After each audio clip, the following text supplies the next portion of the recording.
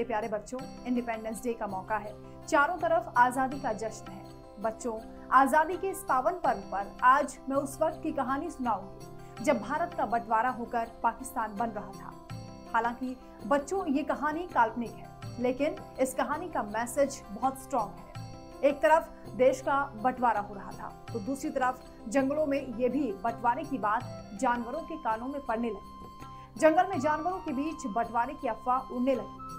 बच्चों, जरा सोचो कि देश का बंटवारा हुआ तो भारत से पाकिस्तान बना। कुछ लोग यहीं रह गए तो धर्म के नाम पर बने देश पाकिस्तान में मुस्लिम चले गए। लेकिन बच्चों, जरा ये भी सोचो कि जब जंगल में बंटवारा होगा तब क्या होगा? कौन से जानवर कहाँ जाएंगे? बंटवारा कैसे होगा? जानवरों पर इसका क्या असर होगा? जानवरों की जिंदगी कैसी हो जाएगी? बच्चों, आज ये कहानी आपको बहुत बड़ी सीख देगी, तो आप ध्यान से सुनना। ये कहानी भारत के हिस्से में बसे सुंदरवन जंगल की है। जब भारत से टूटकर पाकिस्तान बन रहा था, इसी बीच सुंदरवन जंगल में भी ये अफवाह फैल गई कि जंगल का भी बंटवारा होगा। ये अफवाह फैलते ही जानवर भी जंगल में इधर से उधर भागने दौड़ने लगे। ये सब देखकर एक छोटा सा हिरन और बंदर बड़े परेशान हुए। उन्हें कुछ समझ में नहीं आया, तो वो सीधे सुंदरवन के राजा शेर के पास जाकर पहुंच गए।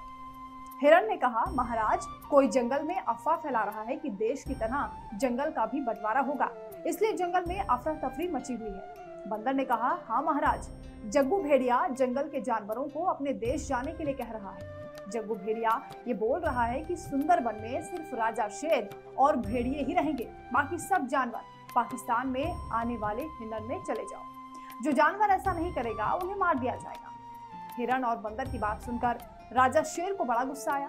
शेर ने जग्गू भेड़िए को पेश करने का आदेश दिया। जग्गू भेड़िए तक शेर का संदेश पहुंचा तो भेड़िया दबे पांव सीधे राजा के दरबार में पहुंच गया, जिस पर शेर गुस्से से बोला, जग्गू भेड़िया, ये मैं क्या सुन रहा हूँ? तुम जंगल से जानवरों को जाने के लिए कह रहे हो? क्या तुम इस जंगल के राजा हो? जिस पर भेड़िए ने कहा, इस गुस्ताखी के लिए माफ करें महाराज, लेकिन कल तो जंगल का बंटवारा होना ही है, तब भी उन्हें यहाँ से जाना ही पड़ेगा। जब देश का बंटवारा हो रहा है तो जंगल का बंटवारा होने में भी क्या बुराई है? इस पर शेर ने कहा, जग्गू भेड़िया, ये सब तय करना तुम्हारा काम नहीं। बेहतर होगा कि आगे से ऐसा कोई काम तुम ना करो भेड़िया। जंगल में कौन रहेगा और कौन नहीं रहेगा ये हम तय करें, ना कि तुम। इस पर भेड़िए ने कहा, लेकिन महाराज। जिस पर शेर ने उसे टोक दिया कि अब तुम जा सकते हो। जग्गू भेड़िया वहां से नाराज होकर अपने दोस्तों के पास पहुंचा और उन्हें शेर की सारी बातें बताई। सारे भेड़ियों ने मिलकर इसका विरोध करने के बारे में सोचा। भेड़ियों ने प्लान बनाया कि वो सभी जंगल के बॉर्डर पर बने रिलीफ कैंप के पास जाएंगे और जो भी छोटे जानवर डरे सहमे हैं रिलीफ कैंप की ओर जाएंगे तो उन्हें परेशान करेंगे। ये सोचकर भेड़ियों की टोली जंगल के बॉर्डर की ओर चल दी। इसी बीच रात में जग्गू भेड़िए का एक बच्चा रास्ता भटक गया और वो जंगल में उस जगह पहुंच गया जहां हिरन की एक टोली अपने बच्चों के साथ रेडियो सुन रही थी। रेडियो न्यूज पर चल रहा था, कल पाकिस्तान और हिंदुस्तान के साधनों जैसे जंगल, नदियां, खाद्य पदार्थ का बंटवारा कर दिया जाएगा। रेडियो पर आया ये समाचार सुनकर हिरन के बच्चे ने अपनी मम्मी से पूछा, मम्मी, ये क्या चल रहा है? कल से पूरे दिन रेडियो में बंटवारे की बात चल रही है, ये हो क्या रहा है? इस पर हिरन ने कहा कि बेटा, अंग्रेजों ने जाते जाते देश के लोगों के बीच फूट डाली और देश दो धर्म, पाकिस्तान और हिंदुस्तान के बीच बांटकर चले गए। बच्चे ने कहा कि माँ, फिर हम किस धर्म में आते हैं, पाकिस्तान में या हिंदुस्तान में? इस पर हिरन ने कहा कि बेटा, जैसा इंसानों में सिर्फ इंसानियत होती है, वैसे ही हम जानवरों में भी एक इमोशन होता है। इस दुनिया में भी कोई भी किसी धर्म से जुड़ा हुआ नहीं है, जुड़ा है तो सिर्फ अपने कर्मों और व्यवहार से। हिरणों की पूरी टोली ये तय करती है कि भेड़िए के बच्चे को अपने साथ रखा जाए, उसे वापस जग्गू भेड़िए को ना सौंपा जाए। ये सुनकर हिरन का बच्चा बोला, नहीं, हम लोग ऐसा नहीं कर सकते। माँ ने अभी तो हमें बताया कि हम ना ही पाकिस्तानी हैं ना ही हिंदुस्तानी, हम अपने कर्मों और व्यवहार से ही अपनी पहचान बनाते हैं। अगर हम भी भेड़िए के बच्चे के साथ वैसा ही सलूक करेंगे जैसा जग्गू भेड़िया हमारे साथ करने की साजिश रच रहा है, तो उसके और हमारे बीच क्या फर्क रह जाएगा?